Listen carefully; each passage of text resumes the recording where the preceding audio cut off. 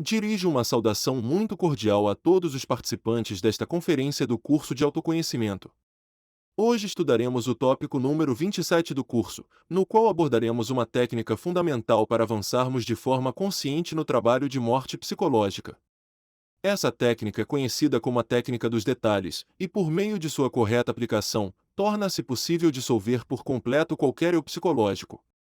Além disso, a prática constante dessa técnica nos permitirá observar resultados muito mais claros e avanços significativos no processo de equilíbrio dos centros de energia por meio da morte psicológica, o que, por sua vez, nos conduzirá à conquista da castidade perfeita em cada um de nossos centros.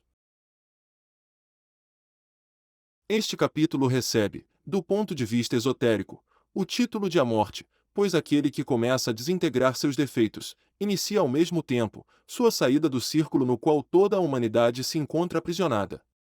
A pessoa começa a morrer para o ego e, simultaneamente, passa a vivificar sua parte espiritual. Por isso, as coisas do ego deixam de ter importância.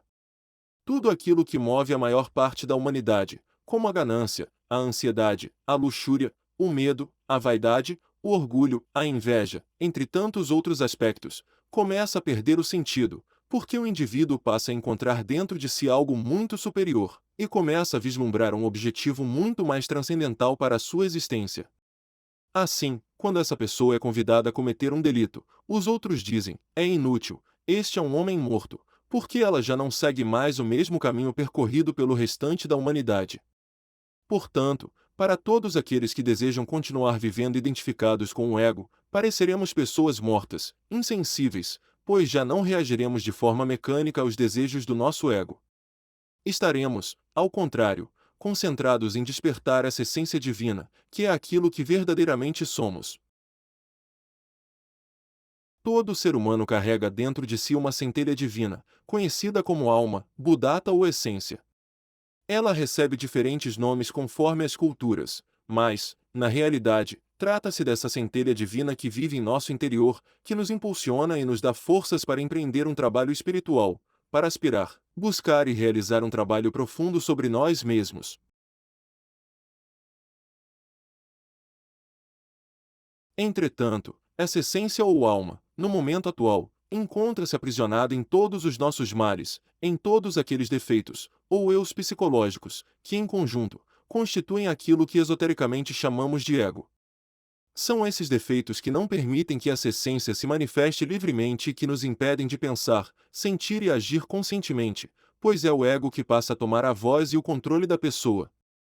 À medida, porém, que trabalhamos de maneira constante na desintegração desses defeitos, essa essência divina começa a crescer, a se fortalecer e a se manifestar com cada vez mais clareza e força. Nesse processo, ela vai, pouco a pouco, se tornando uma alma. Existe ainda outra centelha divina dentro de nós, um aspecto do nosso próprio espírito, conhecida como a Mãe Divina.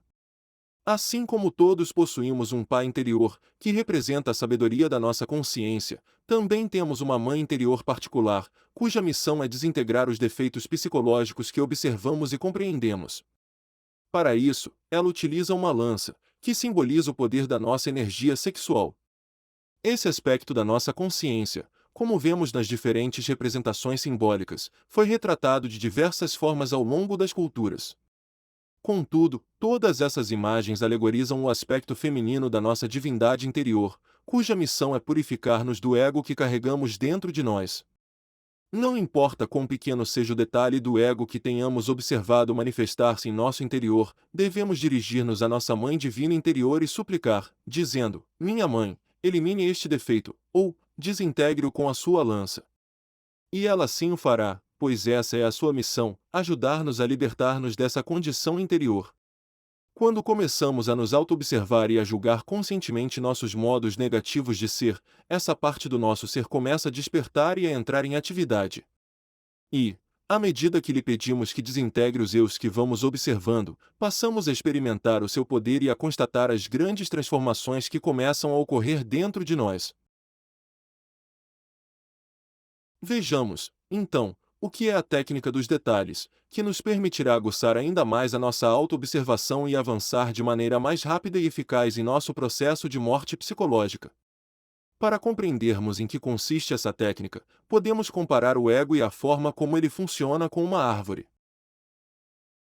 Se observarmos a estrutura de uma árvore, veremos que, embora ela esteja apoiada em suas raízes principais, não são essas raízes que a alimentam. Elas têm, na verdade, a função de sustentá-la contra os ventos e de suportar todo o seu peso, para que a árvore não caia nem desmorone. Podemos observar também que a árvore possui raízes muito pequenas, que se espalham por toda a terra ao seu redor. São essas raízes minúsculas que absorvem a seiva responsável por alimentar a árvore. Elas são quase como pequenos pelos, às vezes extremamente finos e delicados. O mesmo ocorre com o nosso ego, e com o ego de toda a humanidade. Podemos comparar o ego de um indivíduo a uma grande árvore. As raízes mais grossas, que sustentam essa árvore, simbolizam os defeitos capitais, como a luxúria, a ganância, a ira, o orgulho, a inveja, entre outros. Esses defeitos constituem a estrutura principal do ego, sendo também conhecidos, no esoterismo, como os chefes da legião ou os pecados capitais. As pequenas raízes simbolizam, então, os detalhes, ou seja, as pequenas manifestações do ego dentro de nós. São todas aquelas formas, diretas ou indiretas, pelas quais, a cada momento e em cada situação, esses defeitos se expressam em nosso interior, seja por meio das emoções, daquilo que sentimos, seja por meio da mente, daquilo que pensamos, pois os defeitos sussurram pensamentos em nossa mente o tempo todo. Manifestam-se também por meio de reações corporais mecânicas, assim como através daquilo que dizemos e da maneira como agimos. Esses são detalhes que, em última instância, pertencem a este ou aquele defeito psicológico. Muitas vezes são manifestações tão sutis que sequer acreditamos que se tratem de defeitos. No entanto, quando nos aprofundamos na autoobservação, percebemos que essas pequenas expressões estão, na verdade, alimentando defeitos maiores. O ego se nutre de todos esses pequenos detalhes, que se apresentam em grande quantidade e se expressam em nós a todo momento. Porém, normalmente não percebemos a enorme quantidade de energia que eles nos roubam, nem nos damos conta de que cada uma dessas pequenas manifestações é justamente o que dá força às grandes expressões do nosso ego. Por isso, torna-se indispensável aguçar cada vez mais a nossa autoobservação, a fim de descobrir esses detalhes. Às vezes, tratam-se de detalhes aparentemente simples, como o sarcasmo. Contudo, quando observamos o que se esconde por trás de um comentário sarcástico, podemos encontrar orgulho, sentimento de superioridade, desgosto, rejeição ou crítica. Encontramos detalhes, por exemplo, em todos aqueles pensamentos negativos que mantemos de forma constante, e que, por trás de sua aparência, alimentam o medo, a autopiedade, o inconformismo, a inveja, entre outros defeitos. Podemos identificar muitos detalhes ao observar estados de ressentimento, de impaciência ou de intolerância, e assim descobrir como cada pequena manifestação desses estados vai alimentando a nossa ira. Há também detalhes muito pequenos, como a morbidez, a curiosidade doentia, a lascívia, o fantasiar, o consumo de determinados conteúdos obscenos, entre outros, que acabam alimentando diretamente a luxúria. Até mesmo atitudes aparentemente insignificantes, como pegar do chão uma moeda que não nos pertence, constituem um pequeno detalhe de ganância ao qual, na maioria das vezes, não damos importância. Dessa forma, cada um dos nossos defeitos vai sendo constantemente alimentado, e tudo isso, por sua vez, mantém viva e sustentada aquela grande árvore que simboliza o ego. Se começarmos a nos esforçar para observar cada vez mais detalhes, inclusive os mais sutis e aparentemente insignificantes, seremos capazes de desintegrar qualquer forma negativa de ser que exista dentro de nós. Em muitos casos, tratam-se de detalhes camuflados de consciência, detalhes que consideramos bons ou bem-intencionados. Porém, quando os observamos com atenção, percebemos que são manifestações dos mesmos defeitos, apenas filtradas pela personalidade, por essa aparência que desejamos mostrar aos outros, que teme o julgamento alheio e que age com base em conceitos inculcados, e não na verdadeira compreensão da consciência. Podemos utilizar o defeito da ganância como exemplo para compreender melhor a aplicação da técnica dos detalhes. A ganância é aquele defeito que existe dentro de nós e que, movido pelo desejo, quer sempre possuir mais para poder desperdiçar, e que, movido pelo medo, teme constantemente a dor da falta. Por isso, vive em uma necessidade permanente de acumular dinheiro e bens. A partir daí, podemos identificar grandes detalhes desse eu ganancioso. Um deles é o eu ambicioso, que se manifesta em todos aqueles desejos, planos e projetos que elaboramos com o objetivo de ter mais do que realmente necessitamos. Outro grande detalhe desse defeito é o eu ladrão, que, buscando satisfazer seus desejos, se apropria daquilo que não lhe pertence.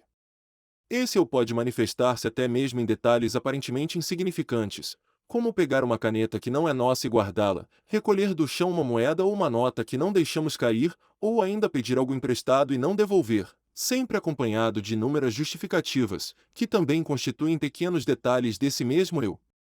Entretanto, também podemos encontrar detalhes que aparentam ser muito positivos, mas que, quando observados e julgados com atenção, revelam-se igualmente pertencentes a esse ego, alimentando-o de forma indireta. Um exemplo disso é a preocupação excessiva em não ter dinheiro para pagar determinadas coisas. À primeira vista, podemos interpretar isso como consciência ou responsabilidade. No entanto, essas justificativas e conceitos da personalidade não nos permitem enxergar os detalhes desse eu que está se manifestando, tais como a reclamação, a frustração, o medo, a comparação, a ansiedade, a vitimização, a falta de aceitação e a falta de confiança no ser interior, entre outros. Não percebemos que todos esses detalhes estão nos roubando enormes quantidades de energia e que, de maneira indireta, continuam alimentando esse eu ganancioso, excessivamente focado no mundo material. E, por estar tão ocupado e preocupado com as questões materiais, esse defeito acaba por nos privar da coragem, do tempo e da energia necessários para trabalharmos no despertar da nossa consciência.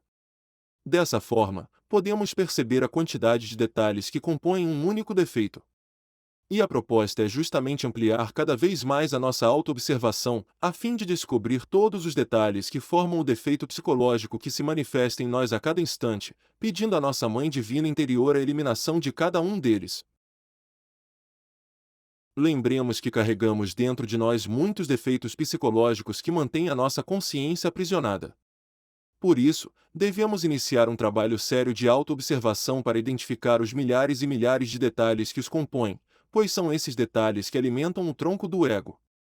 Devemos permanecer atentos à nossa mente, observando cada pensamento que surge. Da mesma forma, precisamos estar atentos ao nosso coração, observando todas as emoções que se manifestam em nós a cada momento. E também devemos auto-observar a nossa energia sexual, intimamente relacionada aos nossos instintos e à nossa parte motora, a fim de descobrir tanto os pequenos quanto os grandes detalhes do ego e eliminá-los com a ajuda da nossa Mãe Divina particular. É necessário começar a retirar a fonte de alimento dessa árvore, que são justamente as pequenas raízes. Detalhes negativos como maus pensamentos, ódio, inveja em relação aos outros, ambição desmedida, mentiras, palavras carregadas de orgulho, enfim, tudo aquilo que em última instância é negativo, deve ser observado com seriedade, posteriormente, desintegrado por meio de um trabalho consciente e contínuo.